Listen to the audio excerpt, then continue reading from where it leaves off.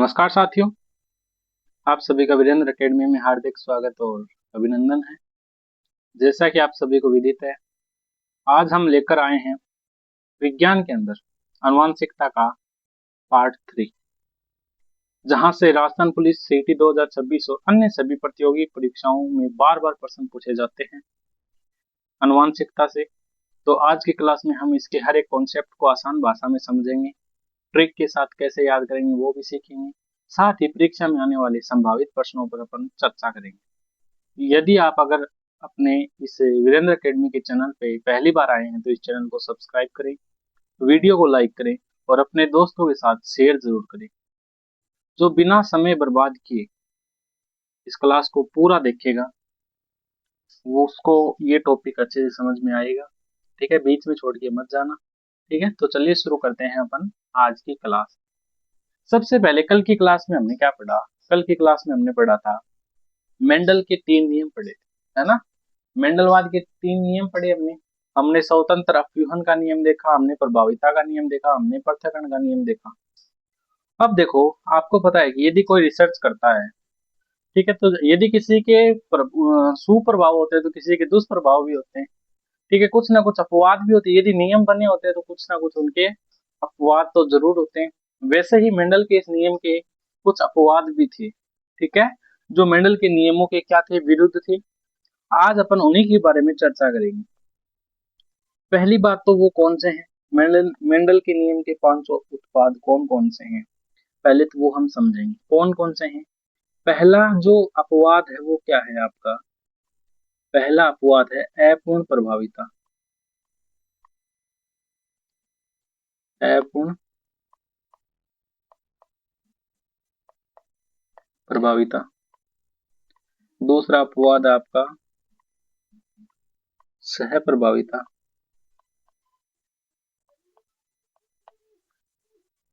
तीसरा अपवाद आपका बहुविकल्पी जीन। ठीक है, और चौथा अपवाद है आपका घातक जीन। पांचवा अपवाद है आपका बहु प्रभाविता। बहु प्रभाविता, ये क्या है? मेंडल के नियम के कुछ अपवाद हैं। इन अपवादों के बारे में हमें आज डिटेल से पढ़ना है। ठीक है, तो सबसे पहले अपन बात करते हैं मेंडल के नियम का जो पहला अपवाद है अपूर्ण प्रभाविता के बारे में।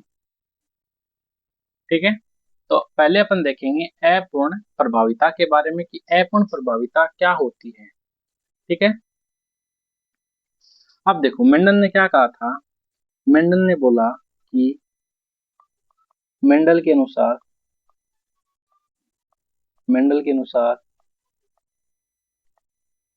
एक संकर संकरण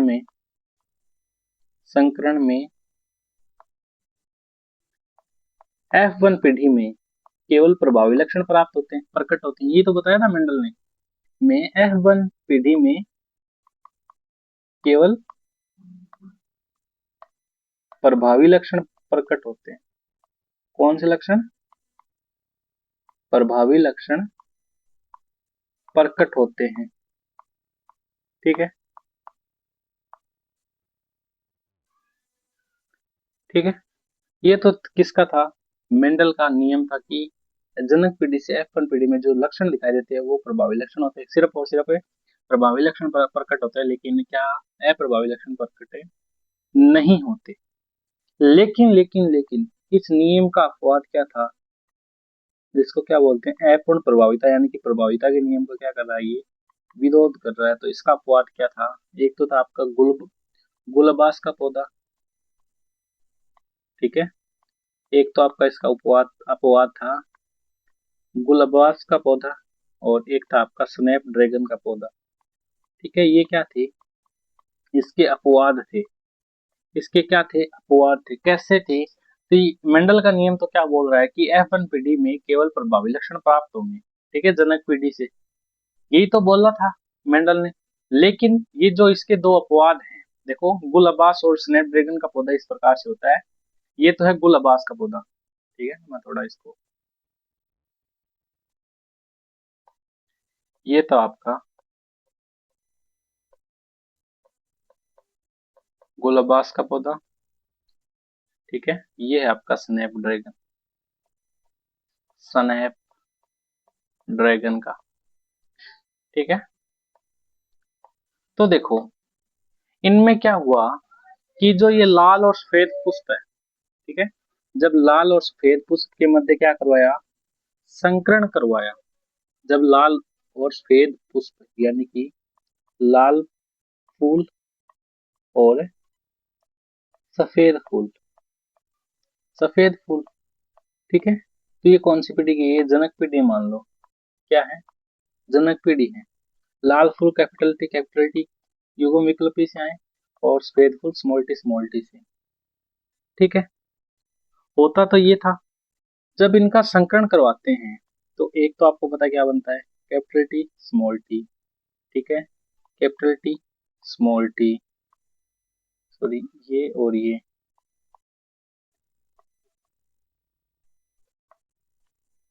कैपिटल टी और स्मॉल टी, कैपिटल टी और स्मॉल टी, ठीक है।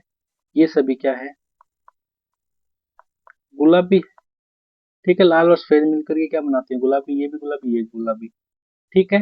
होना तो ये नियम था, मेंडल के अनुसार तो ये नियम था कि हेबन पीढ़ी में जनक पीढ़ी से सिर्फ और सिर्फ प्रभावी लक्षण ही प्रकट होते हैं, केवल क्या होते हैं, प्रभावी लक्षण ही प्राप्त प्रकट होते हैं।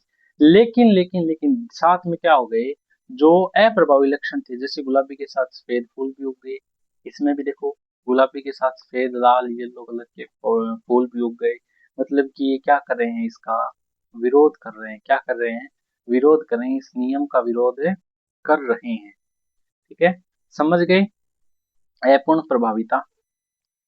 अब देखो एक चीज और बता देता हूँ आपको, जब अपन F1 पीढ़ी के मध्य स्वपरागण कराते हैं, ठीक है, जैसे कि कैपिटल टी और स्मॉल टी, कैपिटल टी और स्मॉल टी, ये कौन सी पीढ़ी आ गई अब, F1 पीढ़ी, क्योंकि अपना तीसरा नियम क्या था, स्वतंत्र अपव्यय का नियम था ना, जिसके अंदर हमने प्रथम पीढ़ी के मध्य क्या करवाया था, संकरण करवाया था। मान लो कि क्या है, F1 पीढ़ी है जिसके दो युग्म विकल्प है, ये किस प्रकार के फूल है, गुलाबी है, ठीक है, F1 पीढ़ी में हमें प्राप्त हुए।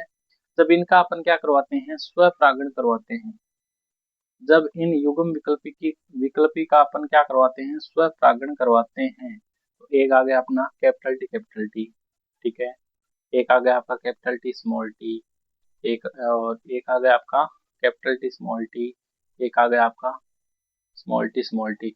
यानी कि आपको कैसे पौधे प्राप्त हुए, आपको लाल फूल वाले भी प्राप्त हुए, ठीक है, आपको गुलाबी भी प्राप्त हुए, आपको क्या प्राप्त हुए, गुलाबी भी प्राप्त हुए, ये भी गुलाबी है, और आपको सफेद फूल भी प्राप्त हुए, ठीक है। ये कौन सा नियम है, ये प्रभाविता के नियम का क्या कर रहा है, विरोध कर रहा है, ठीक है। समझ गए। अब ये यदि इसका आपसे पूछ लिया जाए कि लक्षण प्रारूप अनुपात कितना होता है, तो लक्षण प्रारूप अनुपात कितना हो जाएगा, 1:2:1, ठीक है। और इसका जीन प्रारूप अनुपात भी ये हो जाएगा, 1:2:1, ठीक है। तो इसका जीनोटाइप और फिनोटाइप दोनों ही क्या होते हैं, सेम होते हैं। तो ये तो है अपना अपूर्ण प्रभाविता का नियम। अगला है आपका सह प्रभाविता, ठीक है। नेक्स्ट है आपका सह प्रभाविता। सह प्रभाविता को अपन अब समझते हैं,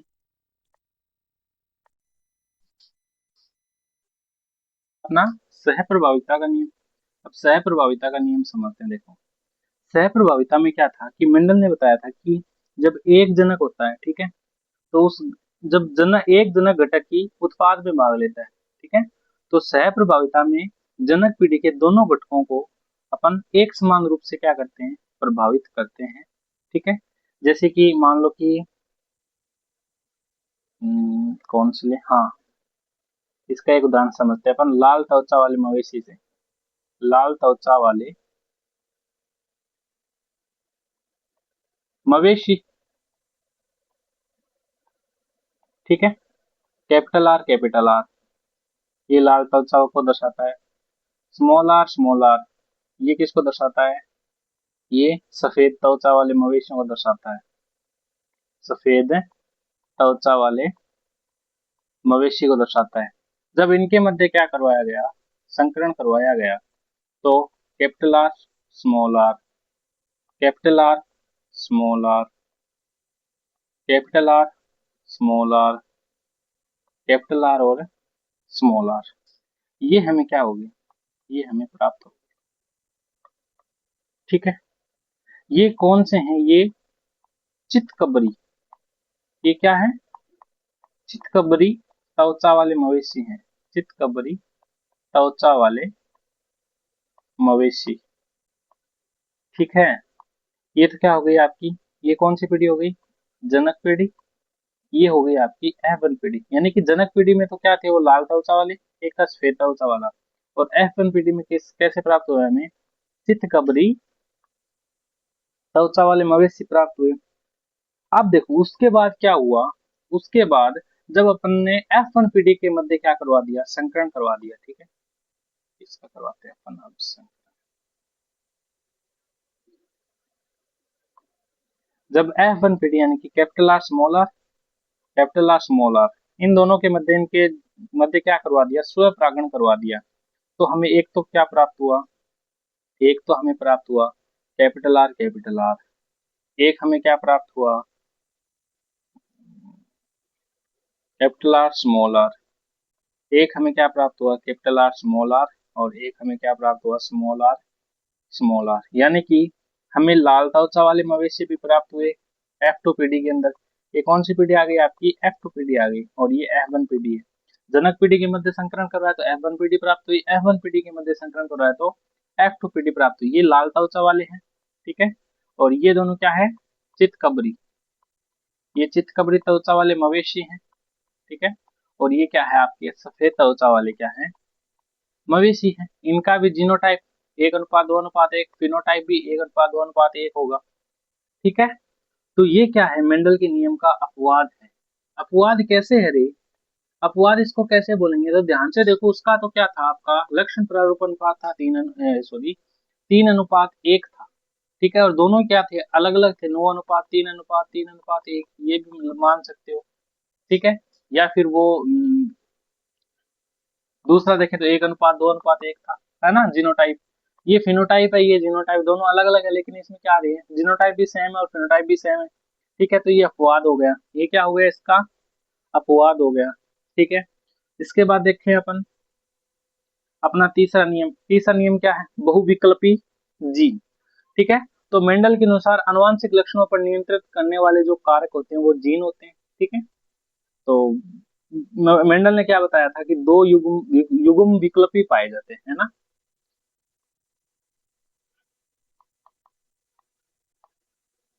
मेंडल के अनुसार आनुवंशिक लक्षणों को नियंत्रित करने वाले जीन होते हैं ना, उनके दो युग्म विकल्पी होते हैं, के अनुसार दो युग्म विकल्पी होते हैं, ठीक है।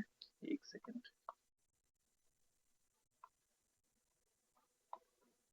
दो युग्म विकल्पी, युग्म विकल्पी को अपन क्या बोल सकते हैं, अलील बोल सकते हैं, ठीक है। तो मेंडल के अनुसार दो युग्म विकल्पी पाए जाते हैं आनुवंशिक लक्षणों को नियंत्रित करने के लिए, किसके लिए, आनुवंशिक लक्षणों को नियंत्रित करने के लिए। या फिर अलील पूछ सकते हैं आपको, आनुवंशिक नियंत्रित लक्षणों को कौन नियंत्रित करता है, तो अलील या फिर जीन, ठीक है। आनुवंशिक लक्षणों को नियंत्रित करना, नियंत्रित करना, ठीक है।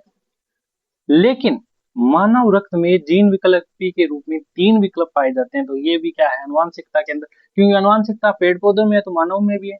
लेकिन देखो मेंडल के अनुसार तो दो युग्म विकल्पी होते हैं, लेकिन मानव रक्त में कितने पाए जाते हैं, मानव रक्त में, ठीक है, ये अपवाद हो गया ना। लेकिन मानव रक्त में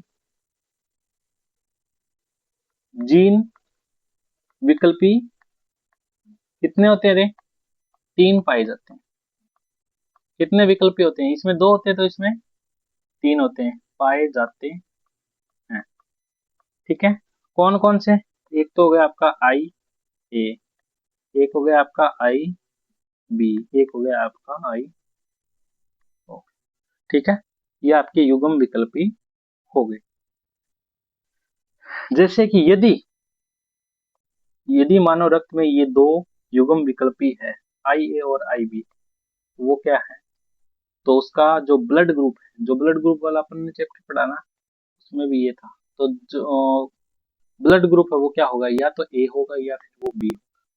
यदि किसी के रक्त में युग्म विकल्पी और दोनों, ठीक है, ये तो क्या है, इनमें से एक, में से एक हो, तब ब्लड ग्रुप ये होगा, ठीक है।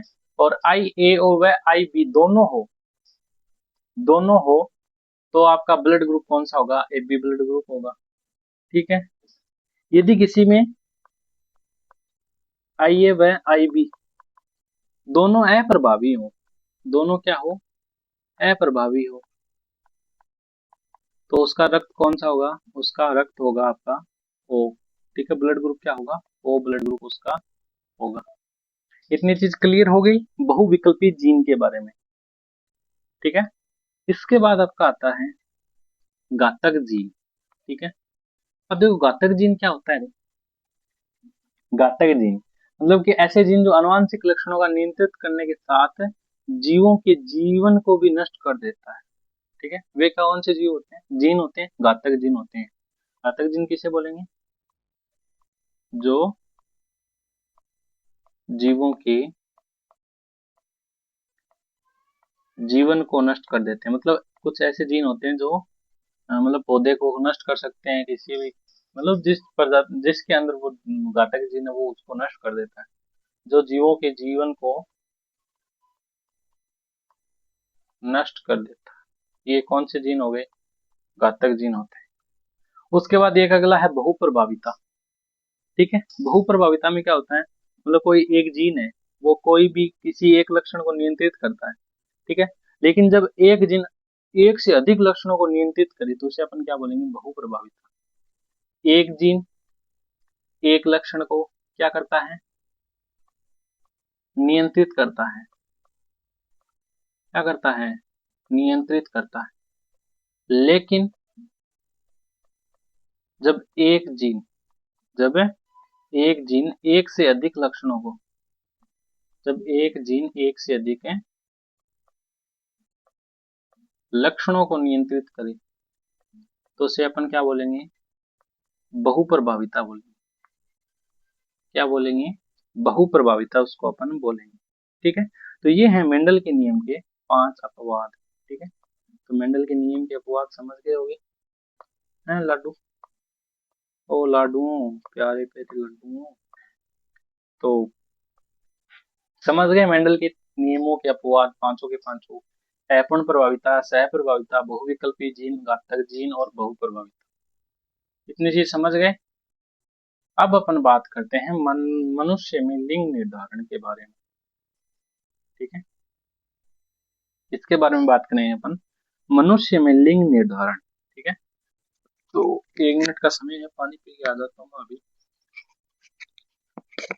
अभी जस्ट आता हूँ, ठीक है।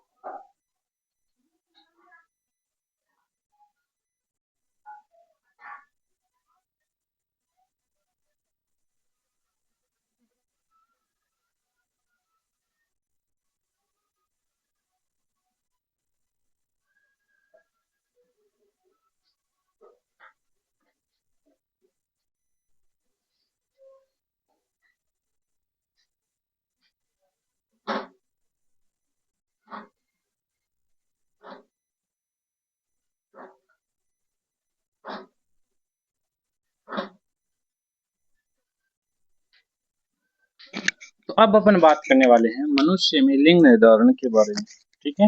कि मनुष्य में लिंग निर्धारण किसके आधार पे होता है। ठीक है, तो इसको अपन समझते हैं। तो सबसे पहली बात अपन को पता होनी चाहिए कि मनुष्य में गुणसूत्र कितने पाए जाते हैं। ठीक है, प्रश्न आता है कि मनुष्य में गुणसूत्रों की संख्या बताओ। ठीक है, तो सबसे पहली बात अपन लिखते हैं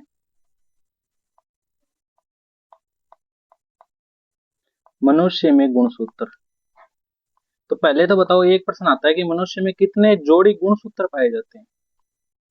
कितने जोड़ी गुणसूत्र पाए जाते हैं, जोड़ी पूछ लिया जाए तो मनुष्य में कितने जोड़ी गुणसूत्र होते हैं रे। मनुष्य में 23 जोड़ी गुणसूत्र होते हैं। कितने जोड़ी गुणसूत्र होते हैं, 23 जोड़ी गुणसूत्र होते हैं। ठीक है, टोटल पूछे तो टोटल कितने गुणसूत्र होते हैं मनुष्य में, 46 गुणसूत्र होते हैं। यहीं से प्रश्न भी बन सकता है। तो मनुष्य में टोटल कितने गुणसूत्र होते हैं, 46 गुणसूत्र होते हैं। ठीक है, इतनी चीज समझ गए। जिनमें से इन गुणसूत्रों में इन गुणसूत्रों में 46 गुणसूत्रों में, एक सेकेंड, दो टाइप के गुणसूत्र होते हैं। एक तो होते हैं आपके लिंग गुणसूत्र, जिसके आधार पे लिंग का पता लगता है। ठीक है, जिसके आधार पे लिंग निर्धारण होता है। तो गुणसूत्र, तो आपके 46 में से एक टाइप आपका लिंग गुणसूत्र का। ठीक है, और एक होते हैं आपके अलिंग गुणसूत्र, जो तो स्त्री और मानव दोनों के, मतलब स्त्री और पुरुष दोनों के अंदर होते हैं अलिंग गुणसूत्र। यदि अपन बात करें अलिंग गुणसूत्र की, ठीक है, तो अलिंग गुणसूत्र को अपन बोल सकते हैं कायिक गुणसूत्र। क्या बोल सकते हैं, कायिक गुणसूत्र।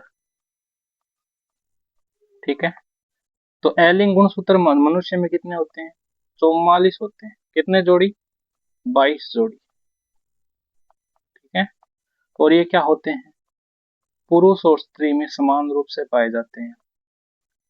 पुरुष व स्त्री में समान रूप से पाए जाते हैं। समान रूप से पाए जाते हैं। ठीक है, बात करें अपन लिंग गुणसूत्र की, तो लिंग गुणसूत्र कितने होते हैं, दो होते हैं, यानी कि एक जोड़ी होता है। ठीक है, जिनमें पुरुषों में अलग होते हैं। ठीक है, और महिला में ये एक जोड़ी क्या होते हैं, अलग होते हैं। इसी के आधार पे पुरुष अलग होता है, महिला अलग होती है। पुरुष में तो होते हैं एक्स और वाई गुणसूत्र, एक्स और वाई गुणसूत्र। महिला में होते हैं एक्स और एक्स गुणसूत्र। ठीक है, इतनी चीज समझ गए मनुष्य में लिंग निर्धारण। उसके बाद कैसे पता चलता है कि जो आने वाली पीढ़ी है वो पुरुष होगा या फिर महिला होगी। ठीक है, मनुष्य में लिंग निर्धारण किस आधार पे होता है। ठीक है, तो वो समझते हैं। तो देखो, जब पुरुष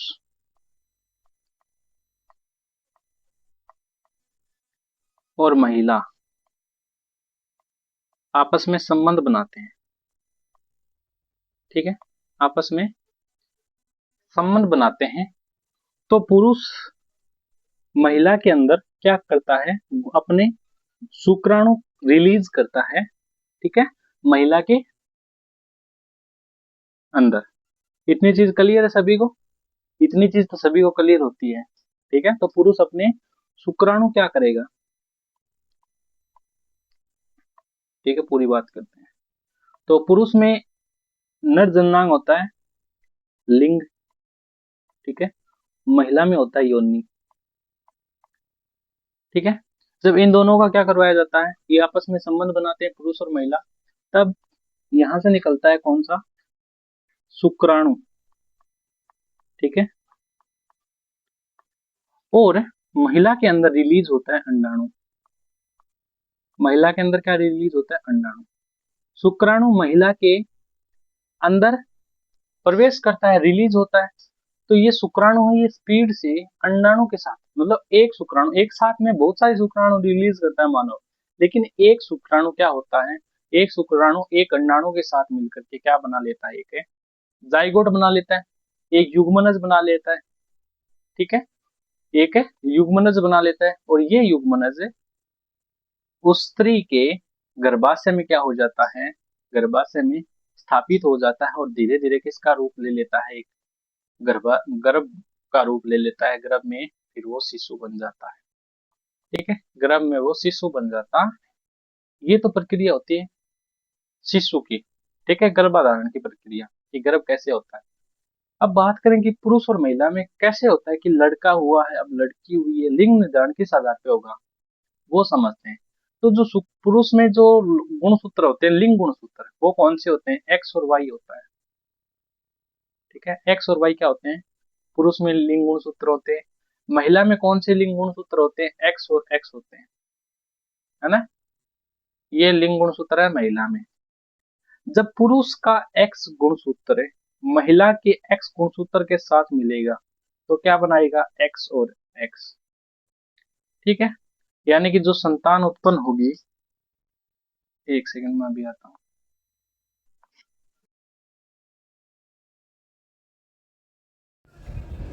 यानी कि एक्स एक्स यानी कि लड़की उत्पन्न होगी जब अपन, ये है अपनी F1 पीढ़ी, ठीक है, और ये है अपनी जनक पीढ़ी। जनक पीढ़ी से F1 पीढ़ी में संतान उत्पन्न होती है। ठीक है, जब एक्स गुणसूत्र पुरुष का और महिला का मिलता है तो एक्स और एक्स यानी कि लड़की उत्पन्न होगी। ठीक है, यानी कि उसके गर्भ में क्या होगा, शिशु जो होगा वो लड़की होगी। यदि पुरुष का वाई और महिला का एक्स गुणसूत्र मिलेगा तो एक्स और वाई यानी कि लड़के का जन्म होगा, गर्भ में क्या होगा, लड़का होगा। यदि पुरुष का वाई महिला के दूसरे एक्स के साथ मिलेगा तो भी एक्स वाई यानी कि लड़का मिलेगा। देखो यानी कि लड़का मिलेगा। देखो पुराने टाइम में ना हमेशा जो महिला होती है उसी को दोषी ठहराते थे, लेकिन ऐसा नहीं होता। क्यों? क्योंकि लड़का किस पे डिपेंड होता है, पुरुष के वाई पे डिपेंड होता है ना। पुरुष के वाई गुणसूत्र पर डिपेंड होता है लड़का। ठीक है, तो यदि पुरुष का वाई गुणसूत्र मिलेगा ही नहीं तो लड़का कैसे होगा, है ना। यानी कि जो पुरुष है वो उत्तरदायी होता है लड़का और लड़की दोनों के लिए, क्योंकि महिला के पास तो सिर्फ और सिर्फ क्या है, अपने गुणसूत्र हैं। यदि पुरुष का एक्स गुणसूत्र मिलेगा तो लड़की होगी, और एक्स गुणसूत्र मिलेगा तो वाई गुणसूत्र मिलेगा तो लड़का होगा। ठीक है, तो उत्तरदायी कौन होता है, बेटी और बेटे के लिए उसका पिता ही जिम्मेवार होता है। ठीक है, आजकल के टाइम में तो ऐसा नहीं होता, लेकिन पहले के टाइम में ऐसा बहुत होता था। ठीक है, इतनी चीज़ समझ में आ गई।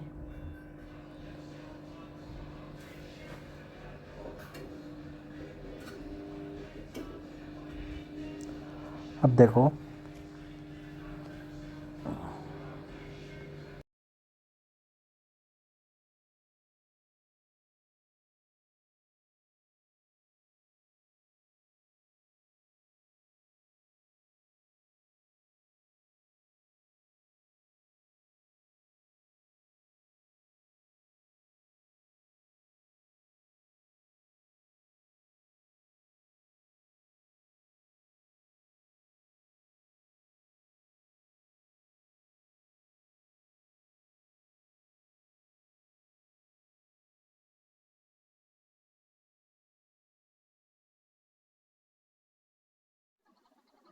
अब हम बात करने वाले हैं गुणसूत्र के बारे में। गुणसूत्र का दूसरा नाम क्या है, क्रोमोसोम। ठीक है, ये चीज आपको याद रखनी है। देखो गुणसूत्र क्या होता है, गुणसूत्र वो एक क्रोमेटिन का जाल होता है। क्या होता है, क्रोमेटिन का जाल, और जो कहाँ पाया जाता है, कोशिका के केंद्रक में पाया जाता है। ये क्रोमेटिन का जाल कहाँ पाया जाता है, कोशिका के केंद्रक में ये जाल पाया जाता है। ठीक है, इतनी चीज तो आप सभी को पता है। बात करें अपन क्रोमेटिन, जो क्रोमेटिन जाल होता है गुणसूत्र का, तो ये इसमें क्या क्या पाया जाता है, क्रोमेटिन जाल में डीएनए पाया जाता है, इसमें आरएनए पाया जाता है, इसमें हिस्टोन व नॉन हिस्टोन प्रोटीन पाई जाती है। ठीक है, हिस्टोन और नॉन हिस्टोन प्रोटीन पाई जाती है। ठीक है, और इसके अंदर अम्लीय व क्षारीय प्रोटीन भी पाई जाती है।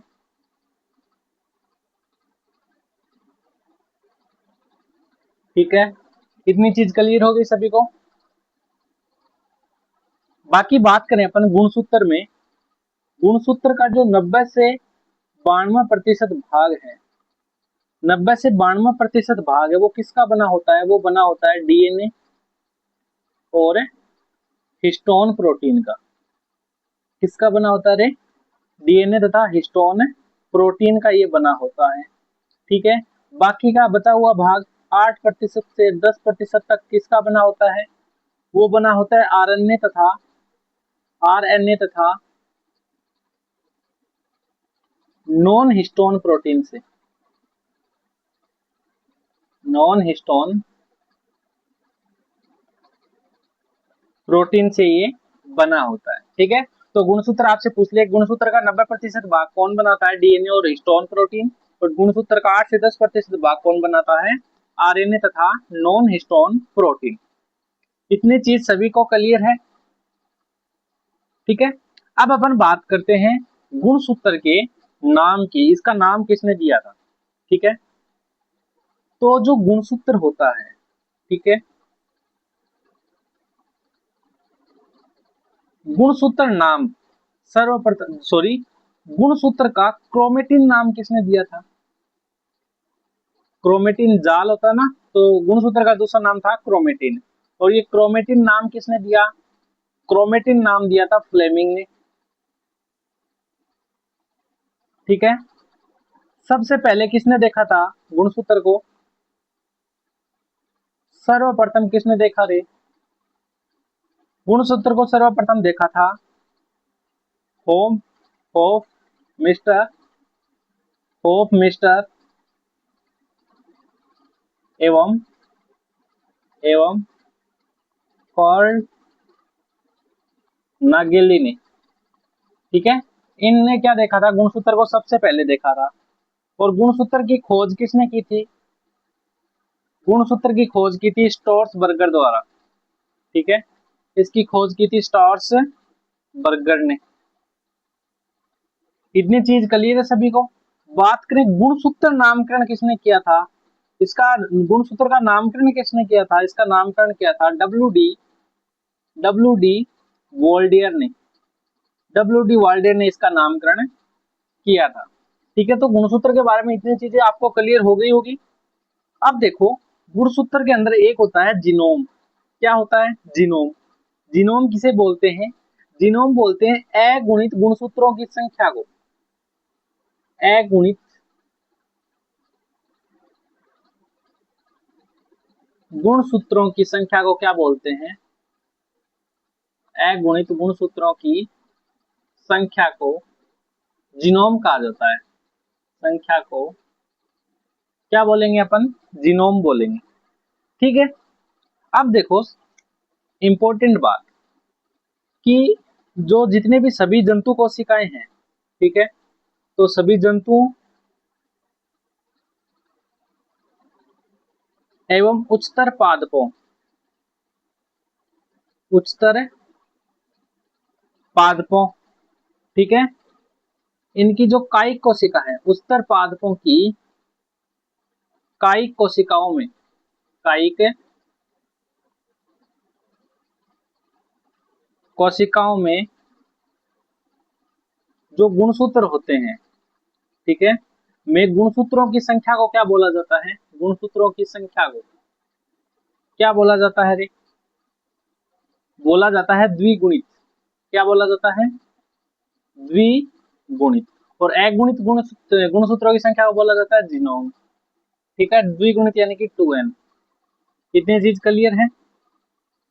ठीक है, या फिर आपसे पूछ लिया जाए युग्मकों में गुणसूत्रों की संख्या को क्या कहते हैं? युग्मकों में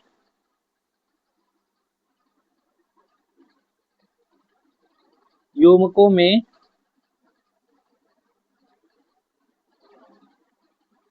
गुणसूत्रों की संख्या को क्या बोलते हैं रे? बोलते हैं अगुणित। ठीक है, क्या बोलते हैं? अगुणित। या फिर आपसे पूछ लिया जाए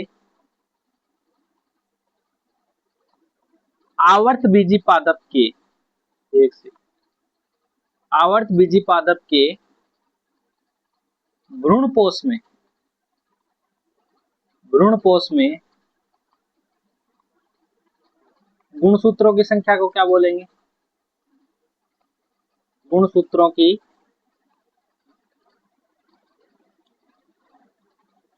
संख्या को क्या बोलेंगे रे? त्रिगुणित बोलेंगे। ठीक है, तो गुणसूत्र के बारे में इतनी जानकारी आपको क्लियर हो गई। ठीक है, अब बात करते हैं एक और इंपॉर्टेंट जानकारी की, गुणसूत्र की लंबाई। ठीक है, अब बात करते हैं अपन गुणसूत्र की, किसकी? गुणसूत्र की लंबाई की। तो मेरे को एक बात बताओ, गुणसूत्र की लंबाई कितनी होती है? बात करें अपन गुणसूत्र की लंबाई की, तो गुणसूत्र की लंबाई कितनी होती है? 1 से 20 माइक्रोमीटर। ठीक है, गुणसूत्र की मोटाई कितनी होती है? गुणसूत्र की मोटाई होती है 0.2 माइक्रोमीटर से 0.3 माइक्रोमीटर। कितनी चीज कंफर्म है आप सभी को? आप देखो, यहाँ एक प्रश्न बन सकता है। क्या प्रश्न बन सकता है? कि सबसे लंबे गुणसूत्र वाला पादप कौन सा है? सबसे लंबे गुणसूत्र वाला पादप कौन सा है? तो बताओ, सबसे लंबे गुणसूत्र वाला पादप कौन सा है? कौन सा होता है रे? ट्रेलियम ग्रांडिफ्लोरम। ठीक है, ट्रेलियम ग्रांडिफ्लोरम पादप, ये सबसे लंबे गुणसूत्र वाला पादप होता है। ठीक है, यदि आपसे पूछ लिया जाए सबसे छोटे गुणसूत्र वाला पादप, सबसे छोटे गुणसूत्र वाला पादप कौन सा होता है? तो सबसे छोटे गुणसूत्र वाला पादप कौन सा होता है? कवक होता है। और सबसे गुणसूत्र वाला आपसे पूछ लिया जाए जंतु कौन सा होता है? कौन सा जंतु होता है आपका? पक्षी।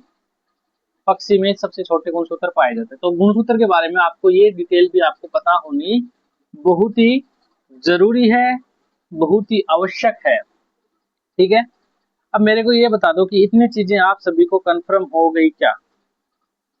इतनी चीजें आप सभी को कंफर्म हो गई क्या? एक सेकेंड, ये क्या रखा है?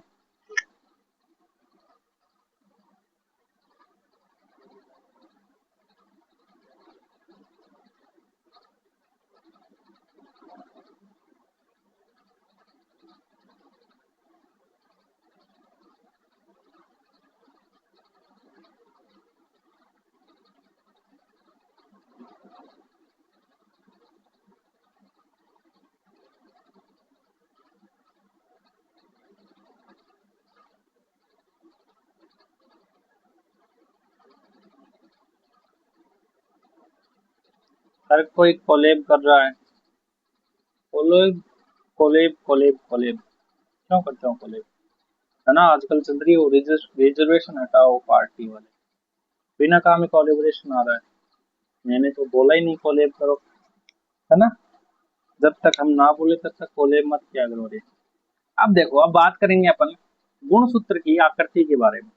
तो देखो, गुणसूत्र की आकृति की बात करें तो गुणसूत्र की आकृति इस शेप की में भी होती है, इसमें भी होती है, ऐसी भी होती है और ऐसी भी होती है। अब देखो, गुणसूत्र की आकृति यदि ऐसी होगी तो जो गुणसूत्र बिंदु है वो कहाँ पे होगा? मध्य में होगा। ठीक है, क्या होगा? गुणसूत्र बिंदु। ठीक है, और उसका प्रकार कौन सा होगा? प्रकार कौन सा होगा? वो होगा मध्य केंद्र की, मध्य केंद्रिक। यदि गुणसूत्र की आकृति इस आकार की है तो गुणसूत्र बिंदु कहाँ पे होगा? मध्य से थोड़ा हटकर, मध्य से थोड़ा हटकर होगा। ठीक है। और प्रकार कौन सा होगा, गुणसूत्र किस प्रकार का होगा, उपमध्य केंद्रिक होगा। ठीक है। अगर इस आकृति का होगा तो जो गुणसूत्र बिंदु वो कहां पे होगा, उप शीर्षक होगा, उप शीर्षक। और जो प्रकार है वो किस प्रकार का होगा, ये उप अंत केंद्रिक होगा, उप अंत केंद्रिक होगा। यदि इस आकार का है गुणसूत्र तो गुणसूत्र बिंदु कहां पे होगा, गुणसूत्र बिंदु होगा सिरों पर। किस प्रकार का होगा, अंत केंद्रिक ये गुणसूत्र होने वाला है। ठीक है। तो गुणसूत्र के बारे में ये चीज भी आपको याद रखनी है। अब बात करते हैं अपन गुणसूत्र की संरचना की, कि गुणसूत्र की संरचना किस प्रकार की होती है। तो देखो गुणसूत्र की संरचना कुछ इस प्रकार से होती है। ठीक है। इस सिरे को अपन बोलते हैं अंतःखंड, क्या बोलते हैं, अंतःखंड। ठीक है। ये क्या होता है आपका, तो सबसे पहले देखो मैं यहाँ पे लिख देता हूँ, ये क्या होता है आपका जो बीच में होता है, इसको अपन क्या बोलते हैं, क्या बोलते हैं, गुणसूत्र बिंदु, गुणसूत्र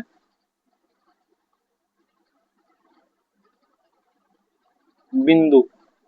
ठीक है। या फिर इसको बोल सकते हैं अपन प्राथमिक संकीर्ण, प्राथमिक संकीर्ण, है ना। और ये भाग कौन सा होता है, अनुषंग। ये छोटी भुजा, ये छोटी भुजा, ये द्वितीय संकीर्ण। ठीक है। ये अर्धगुणसूत्र, ये अर्धगुणसूत्र, और ये हो गया आपका अंतःखंड। इस प्रकार से गुणसूत्र की आकृति होती है। बात करें इसकी 3D में, ये 3D में कैसे होता है गुणसूत्र, तो देखो मैं गुणसूत्र की 3D पिक्चर आपको दिखा देता हूँ। तो 3D में गुणसूत्र कुछ इस प्रकार का होता है। ठीक है। तो ये भी आप समझ पा रहे हो कि कौन सा कहां पर है। ये क्या आपका, ठीक है, पूरा गुणसूत्र है। यहाँ पे क्या है देखो ध्यान से, गुणसूत्र बिंदु है। ठीक है। और गुणसूत्र बिंदु के जो बाहर ये इसकी रक्षा कर रही है, ये है एक प्रोटीन जिसको क्या बोलते हैं, काइनेटोकोर बोलते हैं। ठीक है। इसमें क्या होता है देखो, इसके अंदर भरा होता है हिस्टोन प्रोटीन। ठीक है। जो मैंने आपको बताया था, ये सभी भाग है वो इसके अंदर पाए जाते हैं। इसमें डीएनए होता है। ठीक है। इस भाग को बोलते हैं टेलोमियर। ये क्यों बुझा, और इसको बोलते हैं काइनेटोकोर। ठीक है। क्योंकि एक प्रोटीन होती है जो इसकी चारों तरफ आवरण के रूप में इसकी रक्षा करती है। ठीक है। और ये होगी डीएनए की डबल हेलिक्स संरचना, और ये होगी इसकी रक्षा करने के लिए हिस्टोन प्रोटीन। तो अलग अलग तरीके से इसके ऊपर बहुत सारी चीजें होती है एक गुणसूत्र के अंदर, डीएनए, आरएनए, है ना, अर्ध प्राथमिक संकीर्ण, द्वितीय संकीर्ण, तृतीय संकीर्ण, अंतःखंड है, अनुसंग। ठीक है। तो अब उन्हीं सभी के बारे में, अलग अलग भागों के बारे में अपन पढ़ने वाले हैं। तो सबसे जो पहला भाग है अपना वो क्या है, पहला भाग है इसके अंदर आपका अर्ध गुणसूत्र।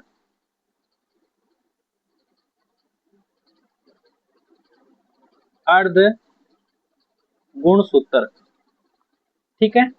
तो देखो कोशिका विभाजन के समय जो मेटाफेज होती है, मेटाफेज अवस्था होती है, उसमें गुणसूत्र के दो भाग होते हैं। ठीक है। और जो एक दूसरे से क्या होते हैं, लंबवत होते हैं, एक दूसरे क्या होते हैं, परस्पर लंबवत होते हैं। और किससे जुड़े होते हैं, गुणसूत्र बिंदु से जुड़े होते हैं। जैसे कि ये मान लो कि ये गुणसूत्र है। ठीक है। ये किस बिंदु से जुड़े हैं, इस बिंदु से जुड़े हैं, इसको क्या बोलेंगे अपन, गुणसूत्र बिंदु, गुणसूत्र बिंदु। तो इस गुणसूत्र बिंदु के एक तरफ का भाग तो क्या होगा, अर्ध गुणसूत्र, दूसरा वाला अर्ध गुणसूत्र। ठीक है। और दोनों मिलकर के एक पूर्ण गुणसूत्र बना रहे हैं। और कोशिका विभाजन के समय क्या होता है, ये दोनों भाग आपस में अलग होकर के अलग अलग ध्रुवों पर चले जाते हैं। ठीक है। जिससे वो कोशिका नष्ट हो जाती है, कोशिका का एक अलग प्रकार बन जाता है। कोशिका का मतलब कोशिका विभाजन में देखो, एक जैसी कोशिका होती है उसका विभाजन होता है और दो कोशिकाओं में बदल जाती है। तो उसी प्रकार से एक नई कोशिका का निर्माण होता है। ठीक है। और अर्ध गुणसूत्र की अवस्था में जो अर्ध गुणसूत्र होते हैं वो क्या होते हैं, कुंडलित होते हैं। ठीक है।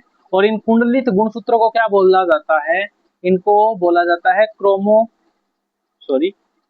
क्रोमोनीमेटा, ठीक है, क्रोमोनीमेटा बोला जाता है इसको। इतनी चीज क्लियर होगी। इसके अंदर होता है एक गुणसूत्र बिंदु, जो अभी भी मैंने बताया, गुणसूत्र बिंदु। गुणसूत्र बिंदु क्या होता है, जो अर्ध गुणसूत्र को आपस में जोड़ता है, ठीक है। अर्ध गुणसूत्र आपस में जहां जुड़े होते हैं, जहां जुड़े होते हैं, उस बिंदु को अपन क्या बोलेंगे, जिस बिंदु पर ये जुड़े होते हैं उस बिंदु को अपन क्या बोलेंगे, गुणसूत्र बिंदु बोलेंगे, ठीक है। गुणसूत्र बिंदु के चारों ओर एक प्रोटीन का आवरण होता है, चारों ओर प्रोटीन का आवरण होता है। और इस प्रोटीन को क्या बोलते हैं रे, मैंने आपको बताया था ना, क्या बोलते हैं, काइनेटोकोर, ठीक है, काइनेटोकोर इसको बोलते हैं। इतनी चीज क्लियर होगी गुणसूत्र बिंदु के बारे में। तीसरा है अपना, तीसरा कौन सा है आपका, तीसरा है द्वितीयक संकीर्ण। क्या है, द्वितीयक संकीर्ण, क्योंकि जो गुणसूत्र बिंदु है वो प्राथमिक संकीर्ण होता है। उसके बाद बात करें अपन द्वितीयक संकीर्ण, इसमें क्या होता है, जैसे कि जो प्राथमिक संकर्ण है, इसके अलावा गुणसूत्र पर द्वितीयक संकर्ण भी पाए जाते हैं, ठीक है, जैसे कि NOC, NOR। NOC मतलब कि द्वितीय संकर्ण पर केंद्रक, एक सेकंड, देखो डायग्राम के द्वारा समझाता हूं, ऐसे नहीं समझोगे, ठीक है, डायग्राम के द्वारा समझाता हूं आप लोगों को। तो देखो, ये तो क्या है आपका प्राथमिक संकीर्ण है, ठीक है। द्वितीयक संकीर्ण, मान लो कि ये क्या है, द्वितीयक संकीर्ण है, तो इसमें केंद्र पर ये पाया जाता है, कहाँ पाया जाता है, ये केंद्र पर ये पाया जाता है,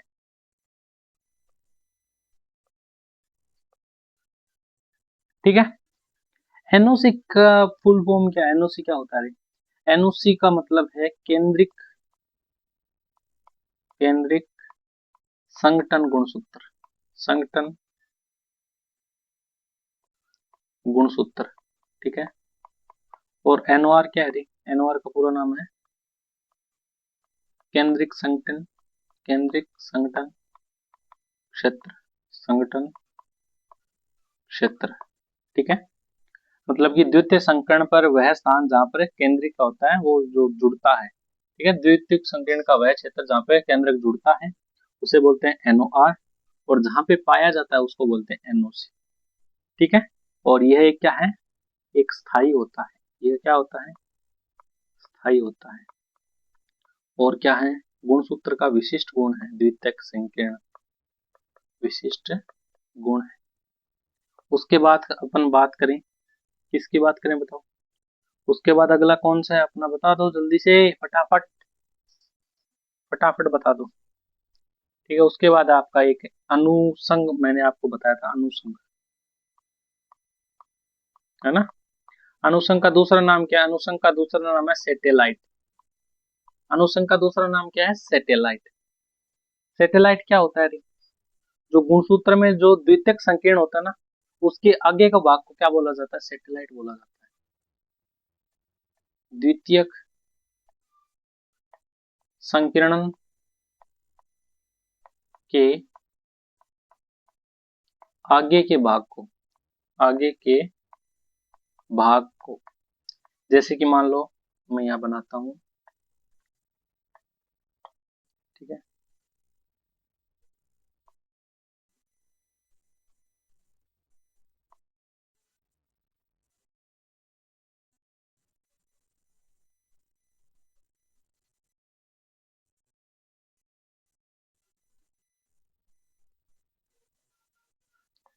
ठीक है, मान लो कि ये क्या है, गुणसूत्र है, लग नहीं रहा लेकिन मान लो आप, है ना, ठीक है। जो ये अर्ध गुणसूत्र, सॉरी ये तो आपका क्या हो गया, गुणसूत्र बिंदु हो गया, ठीक है। और इसको क्या बोलते हैं, द्वितीयक संकीर्ण बोलते हैं। और तो द्वितीय संकीर्ण के जो आगे का जो ये भाग है, इसको अपन क्या बोलेंगे, इसको अपन बोलेंगे सैटेलाइट। इसको अपन क्या बोलेंगे, सैटेलाइट बोलेंगे, ठीक है। आप समझ गए सैटेलाइट क्या होता है, ठीक है। इसी के अंदर एक होता है आपका अंतःखंड, इसी के अंदर एक होता है आपका अंतःखंड। अंतःखंड का दूसरा नाम क्या है रे, अंतःखंड का दूसरा नाम है, एक सेकेंड, अंतःखंड का दूसरा नाम है टीलोमियर, ठीक है। टीलोमियर क्या है, गुणसूत्र के जो सबसे अंतिम सिरे हैं, ठीक है, अंतःखंड कहलाते हैं। जो सबसे अंतिम सिरे है ना, इसको क्या बोलते हैं, अंतःखंड बोलते हैं। इस साइड ये हो गए, ठीक है। इतनी चीजें आप सभी को क्लियर हो गई, इतनी चीजें आप सभी को क्लियर हो गई। तो आज की क्लास में हमने मानव में लिंग निर्धारण, गुणसूत्र, ठीक है, और हमने मेंडल के नियम के अपवाद, ये सभी चीजें आज की क्लास में हम देख चुके हैं। कल की क्लास में अपन डीएनए, आरएनए और न्यूक्लिक अम्लों के बारे में जानकारी हासिल करने वाले हैं, ठीक है। मिलते हैं नेक्स्ट क्लास में, धन्यवाद। चैनल को सब्सक्राइब करना यार, सब्सक्राइब नहीं करते हो आप।